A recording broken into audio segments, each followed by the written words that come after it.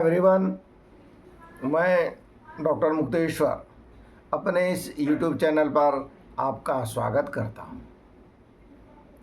हम लोग रोज़ कुछ न कुछ किसी न किसी विषय पर ज़रूर सीखते हैं, चाहे वो किसी भी क्लास का हो या ज्योतिष संबंधी हो, या हम लोग दुर्गा पाठ सीखते हैं, या श्रीमद् भागवत जी का कुछ अर्थ मंत्र,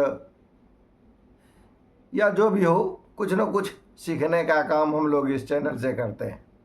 तो आइए उसी कड़ी में आज हम लोग ज्योतिष पर चर्चा करेंगे। क्यों, क्या हुआ? मुझे घर बनाना है, ठीक है, बना लो।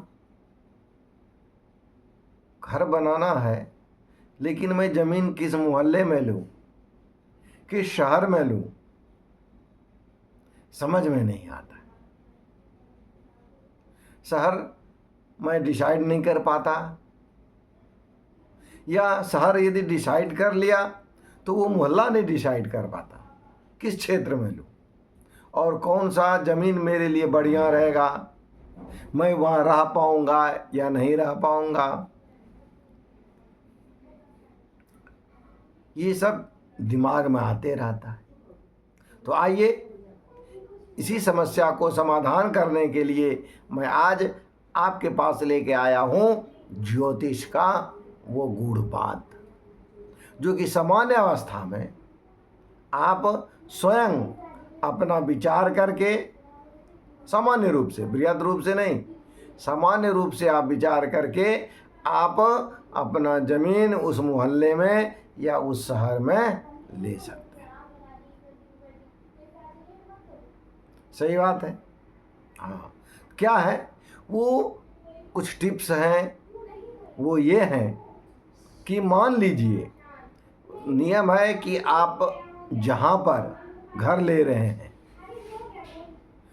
उसकी जो स्वरांक है, उसका जो वर्ग का जो अंक है, उस वर्ग के अंक को दोगुना कर दीजिए, ठीक है। और जिस जगह में, जिस मोहल्ले में आप ज़मीन ले रहे हैं, यदि आप शहर डिसाइड कर लिए हों तो, यदि आप शहर नहीं डिसाइड कर पा रहे हैं तो शहर यदि डिसाइड पहले कीजिए, तो उसका जो संख्या है उसको जान लें। इसके बाद दोनों का संख्या जानने के बाद आपका जो संख्या है उस संख्या को, या किसी के भी संख्या को, संख्या सामान्य नियम है, आप अपने वर्ग को दुगना करके उस मोहल्ले या शहर के संख्या को जोड़ दें। जितना हुआ उसमें 8 से भाग दे दें। जो शेष हुआ उसको आप एक तरफ रख लीजिए। फिर अब गांव के लिए आइए। गांव की भी जो वर्ग संख्या है उसको द्विगुना करके, 2 से गुणा करके, फिर आपका जो है उसमें संख्या में जोड़ दीजिए। उसे भी 8 से भाग दें। जो शेष रहा उसको भी अलग रखिए। अब दोनों में देखिए कि किनकी संख्या अधिक है। उसको हम लोग काकिनी कहते हैं ज्योतिष के शब्द में। किनकी काकिनी ज़्यादा है, आपकी या उस गांव या मोहल्ले की? जिसकी ज़्यादा हो, समझिए वही लाभ में रहेगा। आइए एक उदाहरण से समझते हैं। समझ रहे हैं? एक उदाहरण समझते हैं। मान लीजिए, क्या मान लीजिए, मैं ही मुक्तेश्वर, मुझे अपना घर बनाना है। कहाँ? सुंदरपुर में। मुक्तेश्वर मैं हूँ, मुझे अपना घर बनाना है तो सुंदरपुर में, मोहल्ला में। तो मुझे ये देखना है कि वो मेरे लिए लाभदायक है या नहीं। तो जब हम अपना देखेंगे तो मेरा मौ से शुरू होता है। तो सामान्य नियम क्या है? अवर्ग, कवर्ग, चवर्ग, टवर्ग, तवर्ग, पवर्ग, यवर्ग और शवर्ग, ये आपका वर्ग संख्या है। अ क च ट त प य श, इसको कि हम लोग कभी कभी क्लास में भी देखते हैं। तो चूंकि प है तो प कहाँ आया? छठा में। अ क च ट त प, तो मेरा क्या हो गया? मेरे नाम का प हो गया। रहना हमको कहाँ है? सुंदरपुर में। 100 देखना है तो वहाँ जाएंगे प य और 100 मैंने 8।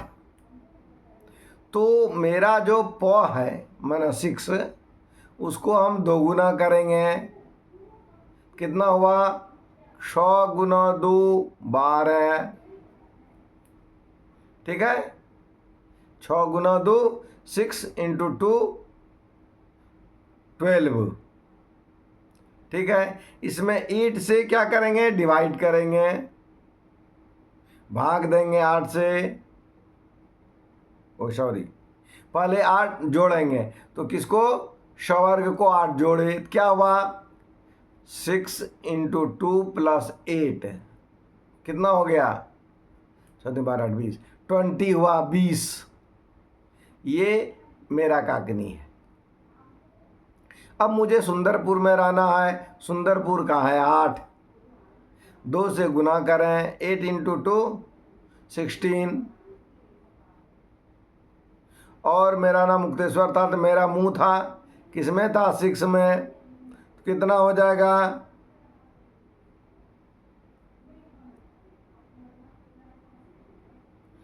8 इंटू 2 हो गया 8 दूनी 16, 16 4 20 2 22। सुंदरपुर में, सुंदरपुर की काकनी हुई 22। 8 से भाग दें तो 8 दूनी 16, 4 20 2 22 6। कितना बचा? 6।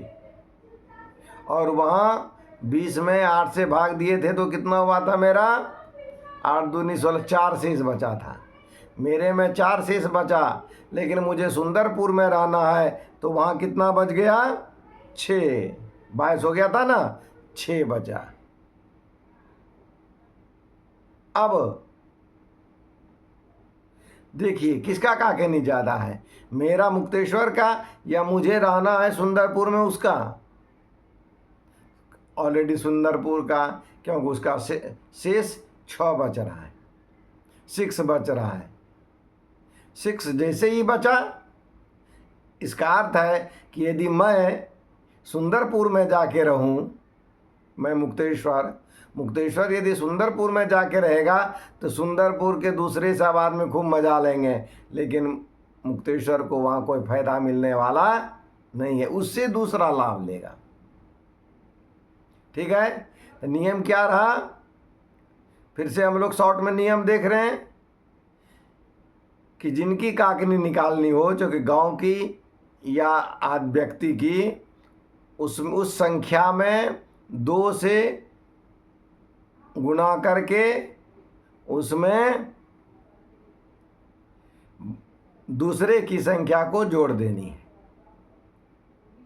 ठीक है, संख्या में 2 से गुना करके गांव की संख्या को जोड़ देना है।